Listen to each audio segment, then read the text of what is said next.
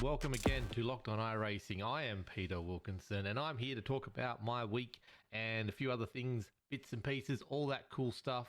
And I'm looking up because I've got to get my comments ready to go. We've actually got comments this week, so I need to actually talk about what happened through Spotify and through the YouTube premiere, which thank you every single person who joined in the conversation about what I had to do last week, plus the finals chat. There was a little bit of discussion around my thoughts on the finals chat.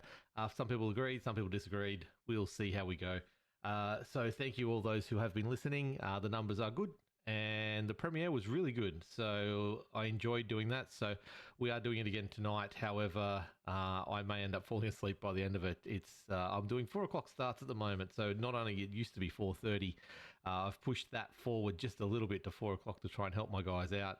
We are getting huge business at the moment, so it is that time of year. So we're just trying to change things a little bit and make things easier for me, or for everyone. So I will be asleep, but I will try and stay up and answer questions as we go. But if I don't answer you, I will get to you tomorrow, or I'll definitely catch up on them at some stage. Now, it will be after the Skippy race, so I've just finished racing Skippy Barbers, the endurance series for Aussie Car. It's the last round of the season. It's at Bathurst. I don't know how it went. It's Enduro. It's Bathurst. It's Skippy. Hopefully it went okay, but if you've just finished watching the stream, let me know how it went, and if you enjoyed it, if you watched it. But yeah, hopefully we'll talk about that next week in next week's episode. I have actually done a few races since we talked last. So podcast went live on Monday. I recorded Monday. I did the Monday night strength of field for the Supercars, which was good fun, which we were at, obviously, Red Bull Ring. This week I had the Friday race where I ran out of fuel. The Monday night was a bit better, but we ended up 14th. Made a few little mistakes, spun the car a couple times, and just ran out of skill, to be honest. But it was all about practice for the following Thursday, which is Vets. So that was the other time. I actually had a full day and a half off the rig. Did a little bit of editing on one of those days to get some clips up. But yeah, spent a lot of time off the rig in that time, and really came back, did a little bit of practice on Wednesday, and then did some data work Wednesday night. And then came back on Thursday and did a bit of practice and finally started feeling confident in the car for the first time in a week. So just before the race started, which was interesting. Did a little bit of practice for the first time in the wet, which we'll talk about when we get to the rundown of that. And then race Thursday night for Vets Round 9, which I'll go through in a bit. Had Friday just editing and sleeping. I'm shattered at the moment, not most times, so I really spent my only day off this week was Sunday, and I spent most of Sunday sleeping, unfortunately. Doing 6 days a week, starting at 4 a.m., trying to create content at night.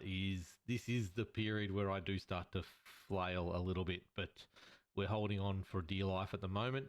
You'll just see a lot of the extra content will just start to vanish over the coming couple of weeks. There will be a little bit more hit back because my family's away for a few days in start of December, so that'll give me a few times to stream at night, more than I am currently at the moment, but we'll see how that goes. Big couple of weeks coming up for me at work, and then obviously for the content as well, with Adelaide coming, which will be very soon, but it's also going to be the first round of the V8 Vets for season 26, which will be pretty cool. So we'll need to do a lot of practice on that. So it'll be very, very Adelaide heavy for a little while. Then we have the Bend coming up at the first week back after the break in January. So that'll be very South Australian focused, which will be good fun. But we want to start with a comment from Stephen. So Stephen got finished listening to the episode on Spotify. He said, "Hi, I listened to the podcast today. I agree with the Supercars finals is different. Not sure how I feel about it yet, but as a spectator, it is entertaining. I think I would like to see Chaz win the championship because he deserves it, but at the same time, as a Holden fan, I don't want to see a Ford win it. First world problems." And I replied to Stephen with that comment. There is a lot of people actually along those lines where they do want to see Chaz get the recognition he deserves after all these years and win the championship. but they are Holden fans and they don't want to see that go on. And a lot of that will probably come down to the fact that Walkinshaw Andretti used to be a Holden team as well. So of all the Ford teams to win, that's probably the least painful one for them to win. But no, Chaz is definitely a crowd favourite out there. So we're not far away. It's only a couple of weeks or a bit of, not long away at all. We'll find out who actually wins this thing. But yes, that's Stephen's thoughts on the process. We had a few in the YouTube, and there was also a comment too about the fact that they believe Sydney Motorsport Park has been scanned at the same time Adelaide Street Circuit got scanned. So I think that was Roy who mentioned that. So keep an eye out for that. That's pretty cool. I didn't actually realise that at any stage. So other than that, there was just a few bits and pieces just choosing in. Thank you, Ira, for watching along. Thank you, Roy, for watching along. That was really cool. I think Fuens might have jumped in there at one stage as well. So Ira was mentioning that it's Brock's championship, but they just won't. Oh, sorry. I'm with you. Finals in motorsports is rubbish. If it can happen, it will happen, but just randomizing the results and the credibility goes down. Followed up, I mentioned a few things about audience and money. Numbers don't fall off that much, not enough to make a difference. Adelaide is Adelaide. I'd say most people watch anyway. Lower ratings for one round is not going to kill off a series, not at all. So thank you, everyone. Yeah, so it was Roy saying Motorsport Park he believed was scanned when Adelaide was, so it mightn't be that far away. But it's really cool to see all the people who did drop in and drop a comment. There was a few comments on Facebook afterwards as well, mainly about the final series and my take on it. People not agreeing, which is fine. That's perfectly fine. It'll be something that we see in 5-10 years time. Look back on it on hindsight, and we'll know whether it was a success or not, and we'll see whether it's still going at that stage. And if it's still going and it's working really well, then that's really good. That's really good for the series. That's what we want to see, the series back to its best, which it's getting there. Like I said, with the rookies coming through, I think the Supercars is better than it's been in a long time. So we'll see. But I can tell you something, if Kai Allen wins this championship, there'll be a huge revolt against the final series. It'll be great for the young man, but I think it'll be a huge blow for anyone who was excited about seeing the final series, because it'll be a strange result. But look, Will Brown, good luck, and Brock Feeney, good luck, and Chaz, good luck. So it's going to be an interesting one. But that was the comments mainly from the last episode, so thank you very much. Numbers were good, and it was fun creating it again. So just quickly touching on the strength of field race, I don't have the results, but me and John Van Ray, the legend, the myth, the legend, all that kind of stuff, I'm still getting a little bit of grief on Facebook about the clip where I told him to the first touch is a warning, and then he spun himself later on. And I got a fairly big bit of grief on it the other day from a guy who thought I was being extremely rude and I shouldn't be touching anyone on a racetrack. So thank you for that bit of feedback, and I completely understand your point of view. But as I tried to explain, it was an inside joke, inside a normal joke where that's something that John Van Ray says all the time on the broadcast, and I just mucked around and just had to be comedic timing. But if you didn't get that, that's fine. Things happen. But it is my number one clip at the moment on Facebook. It's really funny to see how many people. I think there's been over almost 7 days worth of actual time of people watching that, which is cool. But we battled it out on the Monday night. I took enough fuel this time, which was a good thing. And I just couldn't find my pace. I just couldn't find a reliable pace at Red Bull Ring on the set I was using and in the conditions that were there, and I just never felt confident. I was going wide. I was overdriving the car more than anything. I was trying to go deep into corners, and Red Bull's no good for that at all. But just started sort of 17th, finished 14th is my recollection of things. But got a good quali in. It was just a strong strength of field. So there was 60 people registered for the thing. So we got two splits out of it. And our split was pretty stacked. I was car number 17 or 18 out of the 30 in the second split. So it wasn't expected to go very well. That mid teens would have been amazing. Top 10 could have been great, but we had the pace and we were battling with the people who ended up like 8th, ninth, and 10th. But I think I lost it was about 15 seconds off them by the end of it, and that was due to a couple of little mistakes, just locking it up, going too deep into corners and things like that. Otherwise, yeah, it was just no confidence at all. We racked up the incident points as we do in Red Bull Ring, and I had to play it pretty tight towards the end, but got home, and it was one of those races that a couple little mistakes and the supercars, people who are doing the strength of field races in supercars are extremely good these days. It's very rare that I find a race where, let's say a GR86 race or Formula Ford race or something like that, where half the field will spin themselves out in the first 3 laps and you can just stay on the track and get top fives easy. Supercars just isn't like that. The people racing in the supercars on the Australian server and the American server these days are really good drivers, and they just don't make mistakes. So it was really good. It's really good practice for trying to be better than other people out there. So if you ever go into the supercar series, just know that it's not like other iRacing series where you've just got to stay on the track. It's definitely a different level. It was what it was. So did a few practice sessions during the week. I think it was Wednesday. I decided someone told me that the GR86s were at Lime Rock, and I thought, yeah, cool, let's have a crack at this. So did my laps around Red Bull Ring, practice for vets, and never felt confident whatsoever. Couldn't find any time. Was about a second off where I wanted to be and where I thought I should be. Couldn't do it, so I just got frustrated and jumped into an 86 race before I hopped off, and got about 5-8 minutes of practice on the server before the race went to proper qualifying conditions and stuff like that, and was finding time, but was a good 1.5 seconds to 2 seconds off the where I should be in that race.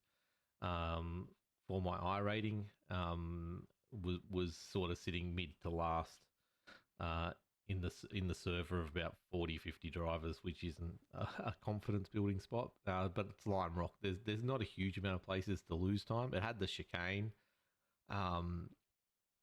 turn 5, 6 or whatever it is, just before you go up the hill, instead of going full pelt around the hill and up over the jump, which made it a bit harder, but it wasn't that hard. Like once you got through that, the last 2 turns were really easy, and got my time down to a 1:01.8 and thought, oh yeah, here we go, maybe, and then jumped into the actual race server, which was, I don't know, 18 cars again, and qualified near the back yet again, because the 1:02 I think I put in quali was just not good enough, and started, but it was a race where staying on the road was vital, and we'd moved up to I sort of was right at the back, so moved up a few places to about the 14th mark by a handful of laps in. It's only a 15-minute lap race, and once you lose the people in front, you can't really catch them up unless they make a mistake. So was battling pretty hard with a few cars that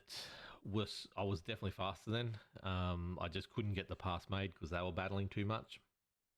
And it was a story of patience in this race, big time, and it was towards the end where I started to get into my groove a little bit. Got the combination of turns 3, 4, 5 better, but I was running into there's one line through there, especially as you come out of the left-handers into the right-hander. It's very hard to get a move on there, and if you don't dive deep under brakes, which I wasn't close enough to do, then or game enough to do into the chicane, you don't really get a pass made, even if you nail the chicane. That's where you've got to run down the home straight and really nail those last 2 right-handers, and which I did get a couple passes there, but 3 or 4 in a battle, and you've got someone on your outside, and it wasn't working. I wasn't able to get clear but one of them spun right in front of me. I did a bit of a check and change of gears and got around them really well, actually. It's one of the clips that I'm really happy with how it ended up. But got around the corner, was sitting about 13th at that stage, and going to the last lap, I could see in the distance, a long way in the distance was the cars ahead. You weren't going to catch them. So it was just me and this other guy battling away for 13th, 14th in an 18 car field. It wasn't the best, but having fun in the 86s for the first time in a while. And then come around the two left-handers are turning right, and there's cars everywhere. There are 3 cars that are just smashed. Must have been a lap car in there because I've threaded my way through them. Had to go off track to get around one, and then come out the other side. There's one going slow behind another car, and all of a sudden I'm in 11th. I dive down the inside before the chicane because this car's going slow. Pulled it off and fell into 10th with half a lap to go, and just sat behind the car in front. And come out and finish 10th. End up gaining like 5 iRating out of it. So end up being a really good result. Got a 101.6 or something like that. Definitely had more time in me, but it was a bit of fun. So it was a good result. I'm happy with that. Love being in the 86 again. It's definitely an underrated car, but not underrated because it's got a very big field. So it's just something I don't do as much and I need to start doing more of. So yeah, it was good fun. But that really rolls us into Thursday night, round 9, Red Bull Ring, threat of rain ever looming, split 4, championships starting to really be on the line. Now, the first thing I need to talk about for this race is, unfortunately, Steve Williams wasn't able to make it for the third week in a row. So unlucky, mate, and it really feels not hollow, but by fighting for the championship, not having you in that battle is a little bit disheartening, but you were definitely the pace runner all season, and it's a shame to see you unfortunately not be able to make it. So hopefully you can make it back for the last round and get some points, but you've definitely been the pace setter all season. So I really did want to see you and Abel come down to battle it out. You two were the fastest in the league by far. Not by far, actually. I'll take that back. You were definitely the fastest at the start by far. But I think the whole split 4 has risen to try and meet that standard, and I think it's pretty good battling at the moment. So it's unfortunate that he was unable to make it. And then obviously that meant a 0 actually went against his name, which put him out of the title contention, unfortunately, which left me, Abel, Yusuf as the 3 front runners going into the round 9, and Peter Kelly and a few others floating around a little bit back from that. So that was pretty exciting to all of a sudden be equal second in the championship because Steve Williams wasn't there. So really tried to put some times in, but couldn't quite get it together. Felt smooth. Actually, I did put a couple times together in practice, and I was sort of top 5, top 6. But it was really close. Like, I hadn't seen split 4 that close in practice times for a long time. We're talking like a couple tenths covering 6 or 7 or 8 drivers, which was really good to see. And it was really exciting for the race. And then we got qualifying, had a very much a settler. Like, it was a second off the pace, the first lap. So then put in an effort for the second one, but really stuffed it up turn 1 and turn 2, 3. The kink into the hard right-hander wasn't really any faster than my previous lap, and then it all clicked, and for the rest of the lap I was really on, and you could see the delta bar growing and growing and growing, and I knew I had to get a second to get pole, unless someone was going to come through with a faster time, but a second was where it was at, and got down to 7/10 I think we'd gained by the end of the lap. So even though we stuffed up the first sector, basically, it came down to the very, very, very last bit, and we were 3/10 off the pole position, which jumped us into second. Then right at the end, when I wasn't watching, Robbie Baxter put in a fast lap and got second, which pushed us back to the second row of the grid. In hindsight, probably a good thing, but didn't matter. We were getting we were going to have an interesting race after turn one either way, I think. So yeah, getting a bit nervous. No one in, sorry, not no one in front of me. Abel in front of me. Not having the best season of starts. Not feeling that confident. And lights went green and we dropped and didn't quite get the start, but it wasn't that bad. It wasn't as bad as the last couple of weeks. So we got off the line, and then all of a sudden I've got a Yusuf Corophetus flying across my nose from the right-hand side of the track. He got tangled up with Robbie Baxter and got shot across the front of me. I've missed hitting him by a couple meters maybe, but it was an interesting moment where we missed that. And then I went in and I knew there was chaos on the right-hand side, so I was going far wide left as far as I could into turn one. So I turned in, and then all of a sudden, that's where it all went horribly wrong. Got spun. Carl Pickering went flying through, spun me around, bounced back in the middle of the track, hit a few other cars, lots of other cars flying around, and then it's a case of I'm well off the track, and I need to start nudging around so I can start facing the right way. I think I might have clipped someone, but not.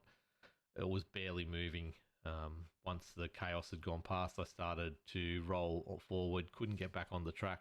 Dave Baldock was there, let him pass, and then slotted back in about 22nd. But by the end of the first, that right-hander at the end, the safety car was called. So it was a case of, well, okay, let's just settle back in, and can't pit because you can pit, but you can't do a compulsory pit stop at this stage because it's the first lap of the race safety car. But there's people who didn't know it was a safety car, and they're flying past you, and I think I got overtaken twice. One of them definitely got given back, but I lost where the other one was. So, yeah, just sat in. 22nd from third on the grid. Knew we had pace. Knew I had to do something different, and decided at that stage we'll give it half a lap. If half a lap sees me take 4 or 5 spots, then we'll battle on. But as soon as I get any kind of hold up, I'm just into the pits.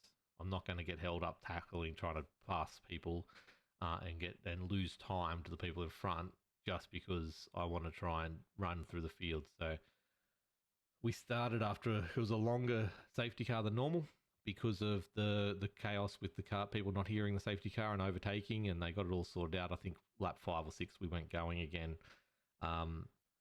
Half a lap. It was only 3 or 4 turns in. The sweeping left-hander was where I really decided. I got alongside someone, kept through that turn 2-3 area. The right-hander, I was still alongside them. I just about cleared them. They dived down the inside of me with the sweeping left-hander and I just didn't want to go, so I pulled out of that, and that's when I decided, nah, that's it, I'm pitting. Put 80 litres of I think it was about 115 was the recommended I had to get in there. So put in 80 litres at the start. Came out of the pits 20 seconds ahead of Abel. So 20 seconds from being lapped, and then started to knuckle down and put some laps in, thinking, oh yeah, I'll undercut everyone. I've got more fuels in that anyone's going to do on their first drop, so we're going to make it up on that second drop. Let's just lap and do faster laps than everyone on the track will be right. Hindsight says I should have put 90 litres in. That would have been the sweet spot, I think, but 80 litres worked out pretty good.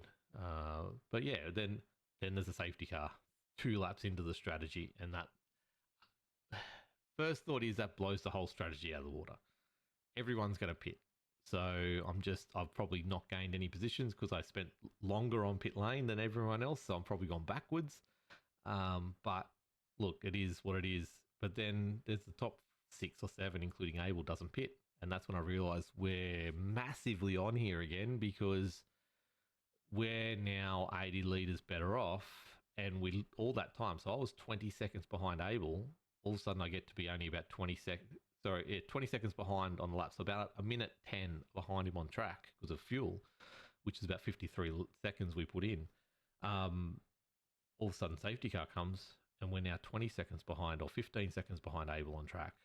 And we've got all that fuel left in. So we're about 40 seconds almost ahead of Abel's strategy at this stage. So I'm getting excited here. All we got to do is Yusuf's in the wall on turn one. Abel's strategy is out for strategy, and I've just got to now sort of knuckle down and put some solid laps in, and we can get. Well, at that stage, I'm like, we can get a win here. Minimum podium, but I'm looking for a win at this stage. And green flag goes. I take probably a lap and a half, 2 laps to get my confidence back up. And at that stage, we start battling. And I probably took too long to get past a few cars. But once we did, we made about 5 or 6 solid passes on track. Made one critical error and nearly took out Darren Friend. And then John Van Rees hit me on come back on the track while I was trying to come back on the track. But after that, got in front of that crew and led that sort of pack, and I was still overdriving the car, so I wasn't getting the lap times I needed at that stage, which was probably another downfall that I had in that race. That was a period where I probably needed to be putting in high 133s, but I was putting in mid 134s, just because I was overdriving the car, braking late into every corner, and then getting understeer coming out, wasn't getting the purchase I needed off corners, and just wasn't getting away from John Van Ree and Darren Friend and the crew. Just sort of was lapping with them as we were burning the fuel off, and then using the tyres up, and that was the problem. So it was going to have to be a long stint on these tyres. And then all of a sudden it just all sort of started flowing, and I don't know what it was, but at some stage it just started flowing really well, and we were getting about 24 laps into the set of tyres, and I was setting the fastest laps for me for the race, which was still only low 134s. I wasn't doing any 133s, which is what the whole practice got me down to. I was doing low 133s, but we were consistent, and we were gapping the guys behind, and then they were starting to pit, so we were starting to jump up the field anyway as people were doing their first stops, and then people were doing their second stops, and we hadn't done that yet. So was lapping around, and then I think about 30 laps into the set, so about lap 35 or lap 33 or something like that, everyone in front had done their second stop. We were the only ones, me and Abel behind were the only ones who hadn't done our second stop. I think Darren Waldron was in that crew as well. But I was leading the race, and at that stage, I'm heavily looking at deltas, big time, and I'm seeing green against everyone in the field. So I'm on 30 plus old tyres, and I'm still faster than everyone on track. So I'm like, well, we just keep going at this stage. Keep going, have the freshest rubber possible for the end of the race, because if I had a big disadvantage from lap 1, trying to build that back. I don't want to go in too early, then get stuck behind someone and ruin the tyres trying to get past them, and then safety car happens, and I don't have the tyres to battle at the end. But at some stage we had to run out of fuel, so I had to pit, and this is where that whole 80 versus 90 litre option really bit me. I had to put in 35 litres, and I probably didn't have to put in 35 litres. I probably only needed to put in about 27, 28. But after Friday's debacle of running out of fuel, I just didn't want to risk it. So, and hindsight again, there was another safety car to come. So that saved me a fair chunk of fuel. So at that stage, I probably definitely only had to put in 30, 31, but I put in 35. So it cost me an extra probably 2 seconds on the pit lane, which was very vital because I came out about 2 seconds behind the leaders, which at that stage were Peter Kelly and Yusuf Korofidis. And Yusuf shocked me. I'm like, what happened here? It wasn't until the end that I realised he must have put fuel in when he got towed at the start, which was a massive advantage. So because I was looking at his pit stop times, and I thought he was about 30 seconds behind us, to be honest, but didn't factor in that he'd probably put fuel in at the start when he got towed, which is a very smart play. So yeah, but Peter Kelly running a great race. He did get tangled up in that first corner a little bit, but yeah, we were 7-8 laps to go. I had fresher rubber than them. 2 seconds behind, just had to get through the cold tyre period, and off we went. I made a couple mistakes towards the end too, which cost me like a second and a half. So everything says I should have probably come out first if I hadn't have made a couple mistakes. But we'll take it. It was 22nd position at one stage, and we'd fought our way back to 2 seconds, 3 seconds off the lead, which was really good, and laps to go, and a chance to really overtake them and have a good crack. And just as I worked my way, tyres a bit warmer, got them, to the temperature and caught up to the guys in front. We had a safety car. I nearly got cleaned up by a car coming on before the last corner. They pulled up luckily just before I clipped them, and then they came on the track and not just clipped but killed the guy behind, and ended up needing a tow, both of them. So about 5 laps to go, we've got a safety car, and here I am getting pretty excited because I didn't want the safety car. I had the momentum and I was building up the pace, and I was really getting to a spot where I think with 5 laps to go, 6 laps to go, the pace I'd got, I think I would have ended up getting both of them. But the problem I have is cold tire speed, and all of a sudden we've got a safety car, eats up 3 of the laps, and puts our tyres back to the same temperature. So all of a sudden I've got to get a restart, which I'm honestly not good at the moment. I started in the wrong gear in this one. Like I should have started second, started third. So gave them about a second head start on the restart. Tyres were then all the same temperature. Mine were better wear, but I had to warm them up before I could really get the best out of them. And then less laps to do it, so less time, less opportunities. So by the time I got onto the tail of these two, there was a lap to go. Lined myself up, got a really good exit out of one. Yusuf was then looking, he was either defending down to 2-3, or he was trying to get underneath Peter Kelly. But either way, I knew he was too far right, so I went as far as I could left to then try and get good purchase off to get him down at 4-5.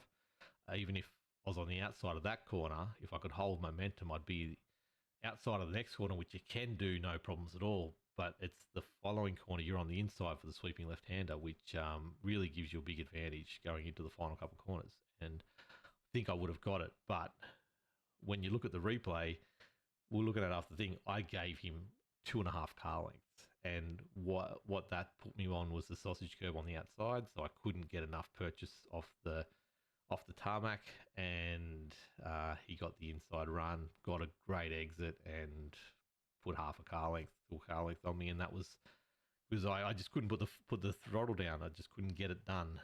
So end up rolling into third. Was 8-9 tenths off the win, and Yusuf got the upper hand in the championship. He's now 3 points ahead of me in the championship.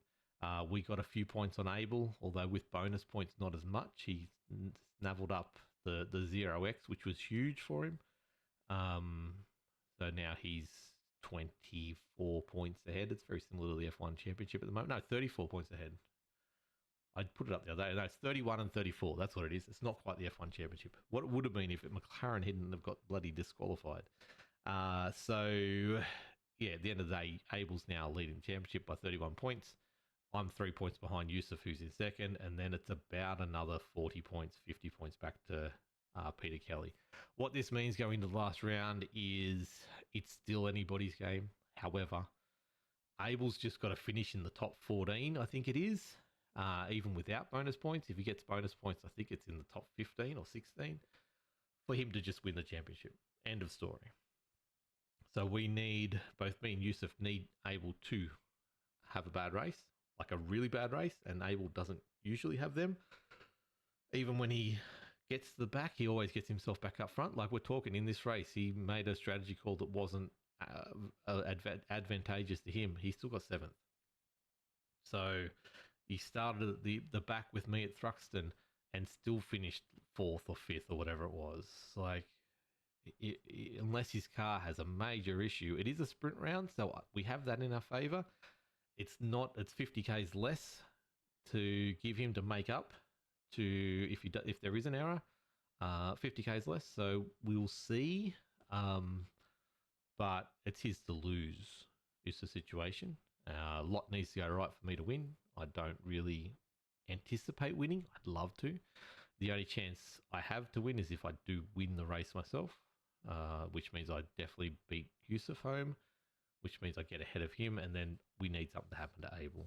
So that's where we're at. A win is required, and a lot of stuff's got to go my way. But it's an exciting moment. Like I've been saying since in my clips from the start of the season anyway, I've been saying it to people in my Discord. Third is the target.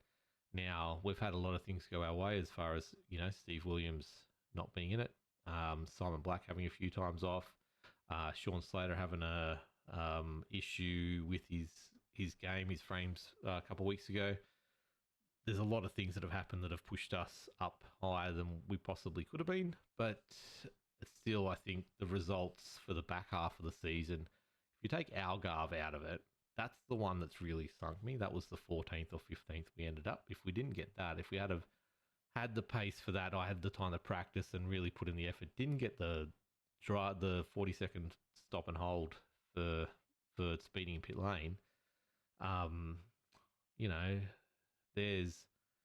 finished 5th or 6th in that race, and all of a sudden there's an extra, 20, 25 points or something like that, 25, 30 points, which puts us in first at this stage. But with the 2 zeros that I had because I couldn't actually make the rounds from my daughter's presentation and Bathurst trip, there was zero room for error. And unfortunately, coming back from all that, we had the error. And, holding it down third, if we can get second, that'll be amazing. If I can hold down third, then that will be the best result. I will be probably throwing some different strategies at the wall to see what sticks. There's no point me just trying to look, unless I get pole and get a good start and just get in front and then just lap. Even then, I think I'm going to play some strategy games. I've just got to look. I haven't even looked at the sup regs at the moment, so I'll probably do that after to see if there is any one stop or two stop is the compulsory. There was argument about that. Not argument, but there was discussions about that on Friday night. So I will have a look at that after this recording and editing and putting up before I sit down and decide which way I'm going to go. But it's either there'll be some long runs, there'll be some stuff like that happening. So I don't want to get caught up with anyone. I don't want to get tangled up. The more I'm fastest on my own, away from other people in clean air, and I'm safest in clean air. I don't want to get taken out in this race. So I'll be avoiding as much battling as I can, and we'll see how we go. But that's V8 Vets round 9 and round 10 preview, round 9 review, and round 10 sort of, or the championship ending preview. So pretty excited that it's all going to come to a head on Thursday, and looking forward to possibly, most likely, being in Split 3 next season. So the challenge will continue to see if I can get better and better, and that's part of this whole getting better at Supercars, is to challenge myself against faster people. So yeah, we'll see how that goes, and hopefully this Thursday is a good result, and we can finish off the season on a pretty big high. And then we get 1 week off, and then we go into Adelaide Street Circuit, and then have 2 weeks off. So big couple weeks coming up. But that's where I'm at. I'm sort of not really paying attention to much else. We've had the Formula One. I actually got to watch most of that this weekend. Had the cricket 2-day test match. It was ridiculous, but I guess well done Australia, and definitely well done Travis Head for being the best batsman in the whole thing. The only one who actually batted properly, but that was interesting. But yeah, Vegas, watched most of that. Bit of the coverage at the end was terrible. The fact that, Lando's going backwards, Oscar's battling for the 4th spot, even George Russell's going backwards, and we didn't really see much of that. All we saw was Verstappen racing around, and that was about it. There wasn't much else coverage. I think I saw Hamilton a little bit racing around, but the things that were actually interesting was just watching the timing board and seeing George Russell and Lando go backwards, and then really wanted to be seeing what was happening there and their pace compared, like a more in-depth coverage of that, but we didn't get that. So Interested to see Piastri not be able to overtake Antonelli after all that time. But like hindsight says, which is the word of the day, he didn't need to get past him because the 5 second penalty that he had. But I think if he had got past him, he was able to get clean air, or he could have actually pushed Russell. But once again, at the end of the day, it wouldn't have mattered because he would have got disqualified. So the news rolling through of that was crazy. I'm in the with the banter boys and the Phase 4 guys and talking F1, and all of a sudden, you get the notification from them saying it's under review, and then you read why it's under review, and you're like, well, there's nothing really to review there. They're going to get disqualified, and then officially getting the word that they're disqualified, and the ramifications of that for the season was crazy. So the fact that it actually helped Oscar getting disqualified.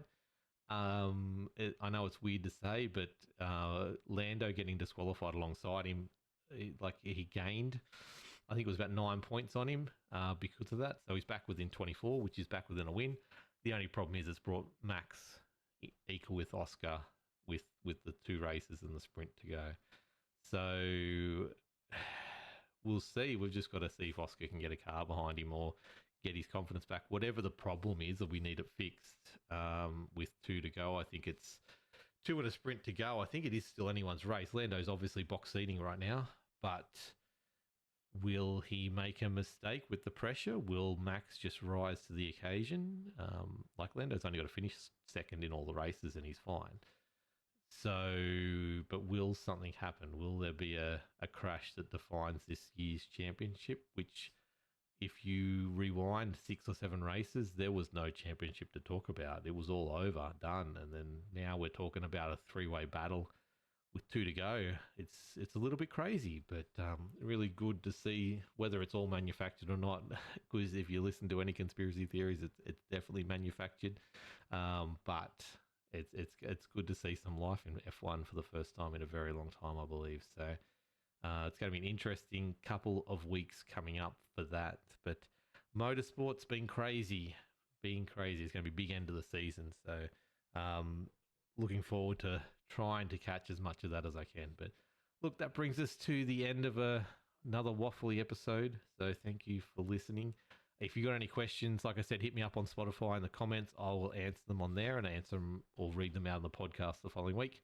If there's topics that you want me to discuss or go into, put a bit of a deep dive into, do the same. Hit me up on the Facebook page, Locked On Lads, or on the YouTube channel. Put the comment in there, or in Spotify. Like I said, happy to do content like that. So hit me up through those things, and I'll try and answer your questions and do deep dives into things that you want to know more about, or just say hi. Analytics is great if you comment. So that's what we're really looking for at the moment. But look, that is a week. I hope I went well in the Aussie car tonight for their last ever broadcast by SimSpeed season ever. So one of the messages I got while I was doing this was Ira talking about it in the Discord, and I haven't read it yet, but well done, Ira, on a great series. It is still going, but it's just not going to be broadcast like it has for 38 seasons, which is crazy to think about. So 6 years ago when I first started sim racing, it was my first ever league I jumped into, Phillip Island. I remember jumping into it with a whole heap of other people who didn't know what they were getting into. Some really, really fast people and some really, really average people. And then there was people like me that were just trying to get to the end of the race without crashing. And the friends I've made along the way, the Locked On Lads racing team wouldn't exist as it is without Aussie Car. So thank you, Ira, for all your work to bring all these cool people together. I wouldn't have done all these enduro races over the years with these cool people if it wasn't for Aussie Car. I don't think I'd be doing as many league races and having as much fun in iRacing. I may not even be doing iRacing anymore if I didn't fall into Aussie Car and that week to week, doing 3-4 nights a week practice to get better at the Skippy. A car I never really looked at getting into in iRacing until the series came up and I got told maybe have a crack at that, and I did, and all of a sudden it felt really good and it felt really fun, and I somehow found my feet and speed. It took me a while. I definitely had some really bad races in the series, but I did get a podium at one stage in Aussie Car, and Jay refused to get me an interview because he cut the broadcast short. But Snedden 200 was a great one where I actually got a podium, which is extremely hard in this series. But I've got a few trophies over there in the cabinet from Aussie Car over all these years, from the road to 2K. Locked On Lads has won multiple trophies in this series, and I think I'm one of the top people who've done the most races for Aussie Car. There definitely was a point where I was the first to 100, I believe it was 100 races for Aussie Car, and it was something that really launched our podcast off the ground, reviewing our Aussie Car races each and every week. So we owe a lot to Ira for the Aussie Car series, for my content and for Locked On Lads. So thank you, Ira, for all your efforts. And yeah, it's going to be a big one tonight. So thank you all, and we'll talk to you all